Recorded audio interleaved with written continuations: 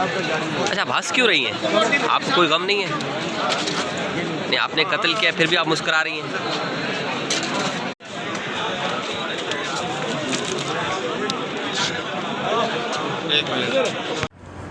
بسم اللہ الرحمن الرحیم۔ السلام علیکم ناظرین، میں ہوں فیاض محمود اور آپ دیکھ رہے ہیں فیاض محمود یوٹیوب چینل۔ ناظرین، کراچی میں عبداللہ ہارون روڈ پہ ایک لرزہ خیز قتل کا واقعہ ہوا۔ یہ وہ خاتون جس کا آپ شارٹ سا بیان سن رہے تھے، میں یہ آگے چل کے آپ کو سناتا ہوں کہ کورٹ روم کے باہر اس نے کیا باتیں کی۔ لیکن ناظرین، یہ ایسا گھنونا اور لرزہ خیز قتل کا واقعہ تھا کہ اس نے سب کچھ ہلا کے رکھ دیا ہے۔ ایک تو ہوتا ہے قتل، لیکن انسانی جان کو نہ صرف قتل کیا گیا بلکہ اس کا سر دھڑ سے الگ کر دیا گیا۔ دماغ کے اوپر اتنی ضربیں لگائی گئیں کہ جو دماغ ہے، چوٹی ہے، وہ مکمل طور پہ وہ اس پہ زخم آ گئے، اور پولیس ڈاکٹر یہ کہتے ہیں کہ اس کے علاوہ جو ہاتھ ہیں، اس کے جسم ہے، اس کے ٹکڑے ٹکڑے کر ڈالے۔ اور اس پورے معاملے کا پتہ کیسے چلا وہ میں آپ کو بتاتا ہوں۔ جب کورٹ روم میں پیش کیا گیا اس خاتون کو جس کا نام رباب ہے، جو قاتلہ ہے، اس نے کیا سٹیٹمنٹس ریکارڈ کروائی، کیا اس نے موقف لیا کہ اس نے اپنے شوہر کو کیوں قتل کیا، بلکہ مبینہ شوہر کو۔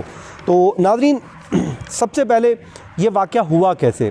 یہ عبداللہ ہارون روڈ ہے کراچی کا، جس میں صبح فجر کے وقت یہ بات ہے، جب ایک شخص ان کے گھر کے سامنے سے گزر رہا تھا تو اسے ایک انسانی ہاتھ دکھائی دیا۔ اس نے جب اس ہاتھ کو دیکھا تو اس نے فوری طور پہ پولیس کو آگاہ کیا، اور جب پولیس وہاں پر آئی اور اس نے اطراف کے گھروں کا جائزہ لیا تو اس گھر تک پہنچ گئی۔ جب پولیس اس گھر میں انٹر ہوئی ناظرین، وہاں پہ دل دہلا دینے والا منظر دیکھنے کو ملا۔ گھر کے مختلف حصوں میں انسانی جان کے مختلف اعضاء بکھرے پڑے تھے، اور انہی ٹکڑوں کے ساتھ، انسانی جسم کے ٹکڑوں کے ساتھ یہ خاتون مزے سے سکون کی نیند سو رہی تھی۔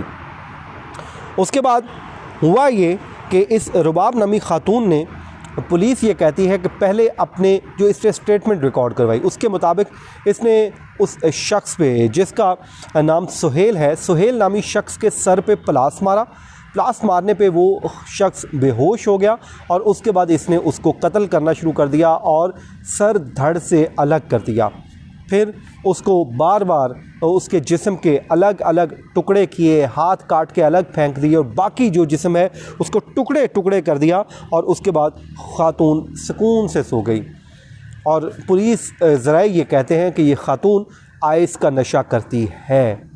اس کے بعد ہوا یہ، جب اس کو پکڑ لیا گیا ناظرین، تو اس نے ابتدا میں انکار کیا قتل کرنے سے کہ میں تو کیا ہی نہیں، لیکن بعد میں جب اس کے کپڑوں پر، اس کے ہاتھوں پر خون کے نشانات دیکھے تو پولیس نے اس کو دھر لیا، اور اس کے بعد اس کو پولیس اسٹیشن منتقل کر دیا۔ اور ملزمہ نے جو ابتدائی اسٹیٹمنٹ دی اس میں وہ یہ کہتی تھی کہ یہ شخص میرے بھائی اور جو والد ہے ان کے اوپر چوری کا الزام عائد کرتا تھا، اور اس کے بعد زبردستی مجھے اپنے ساتھ رہنے پر مجبور کرتا تھا، اور جب میں احتجاج کرتی تھی تو مجھے قتل کرنے کی دھمکیاں دیتا تھا، اور مزاحمت پر مجھے لاشوں کی تصاویر دکھا کر خوف زدہ کرتا تھا، اور جس کے بعد میں نے یہ انتہائی قدم اٹھایا۔ ناظرین، اب جب اس کو کورٹ روم میں لایا گیا تو جب اس نے واپسی پہ بات کی، وہ کیا کی آپ وہ سن لیجئے، پھر ہم اپنی بات کو آگے بڑھاتے ہیں۔ اچھا بحث کیوں رہی ہیں؟ آپ کو کوئی غم نہیں ہے؟ نہیں آپ نے قتل کیا پھر بھی آپ مسکرا رہی ہیں؟ قتل آپ نے کیا؟ آپ ہاں ہاں آپ نے کیا ہے؟ کیوں کیا؟ کوئی وجہ؟ آپ کو مار رہا تھا؟ کیا کر رہا تھا؟ قتل کرنے کی کوئی وجہ تو ہوگی۔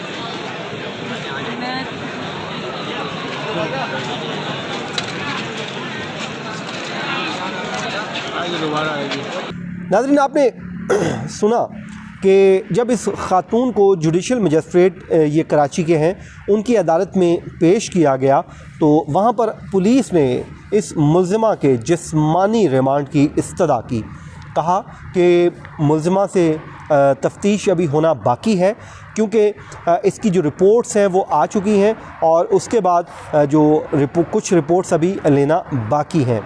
ناظرین، جب یہ آئی تو یہ مسکراتی ہوئی آئی، وہاں پہ مسکراتی رہی، کمرہ عدالت میں بھی مسکراتی رہی، جب باہر آئی تب بھی مسکراتی رہی۔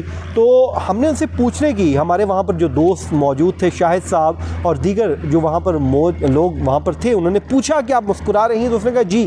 اس سے پوچھا آپ نے قتل کیا؟ اس نے کہا جی۔ تو اس کا ہاں میں جواب تھا۔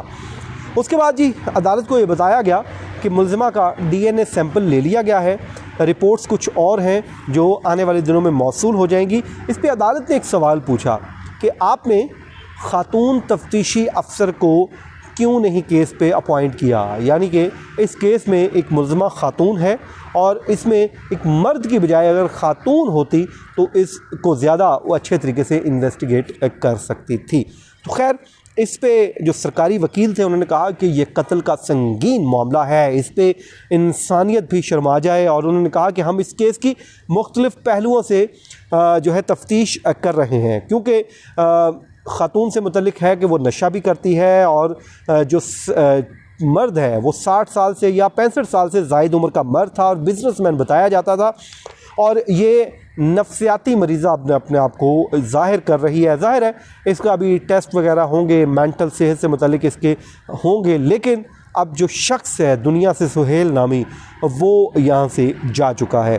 یہ لرزہ خیز واردات کراچی میں جب ہوئی تو وہاں پہ آس پاس کے جو اطراف کے گھر ہیں وہ اس وقت خوف کے عالم میں مبتلا ہیں۔ اس کی وجہ یہ ہے کہ ایسا اندھوناک واقعہ شاید ہی کراچی کی کبھی قسمت میں یا کراچی کی نے دیکھا ہو۔ افسوسناک واقعہ جس میں افسوسناک پہلو یہ ہے کہ خاتون وہ اتنا بے دردی سے قتل کر رہی ہے کہ انسان کو اللہ تعالیٰ کی پناہ مانگنی چاہیے۔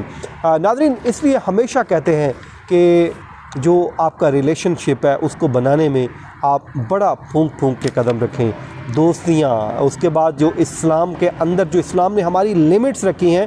اب اس خاتون اور مرد کا جو ریلیشن ہے اس سے متعلق ابھی کوئی کنفرمیشن نہیں ہو رہی کہ یہ میاں بیوی بھی تھے یا نہیں، یا صرف ساتھ ہی رہ رہے تھے جس طرح ویسٹرن میں ہوتا ہے، لیکن ظاہر ہے اب یہ ہوا ہے، غلطی جس کی بھی ہے اس کا خمیازہ تو وہ شخص بھگت کے چلا گیا۔ لیکن ہمیشہ یاد رکھیے کہ اپنا جو ریلیشن شپ ہے اس کو آگے بڑھاتے ہوئے 100 بار سوچئے، لوگوں سے تعلقات ضرور رکھیے، لیکن وہ سیانے کہتے ہیں کہ اتنے میٹھے نہ ہو جائے کہ آپ کو کوئی ہڑپ کر جائے اور اتنے کڑوے نہ ہو جائے کہ آپ کو کوئی تھو کر دے۔ ہر کام میں اعتدال پسندی انسان کے لیے ہی بہتر ہے۔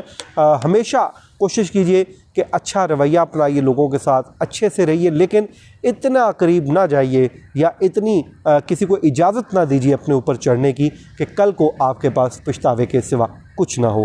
یہ شخص جب اس دنیا میں اب نہیں رہا، میری دعا ہے اللہ تعالیٰ اس کی مغفرت فرمائے، اور جو بھی خاتون ہے چاہے کچھ بھی ہے، اس میں جو سزا ہے وہ قانون کے مطابق ملنی چاہیے، کیونکہ ایسی جو وارداتوں کو کسی صورت نظر انداز نہیں کیا جا سکتا، چاہے وہ خاتون ہے، لیکن اس میں اگر اس نے کچھ غلط کیا ہے تو پاکستانی قوانین کے مطابق اس کا سزا اس کو ملنی چاہیے، ٹرائل کے بعد ملنی چاہیے۔ ناظرین، اپنے ارد گرد اطراف میں لوگوں کا خیال رکھیے، ان کی ضروریات کو پورا کیجیے اور خوشیاں بانٹیے، ایک دوسرے کے ساتھ پیار محبت سے رہیے۔ مجھے دیجیے اجازت، اپنی دعاؤں میں یاد رکھیے۔ اللہ حافظ۔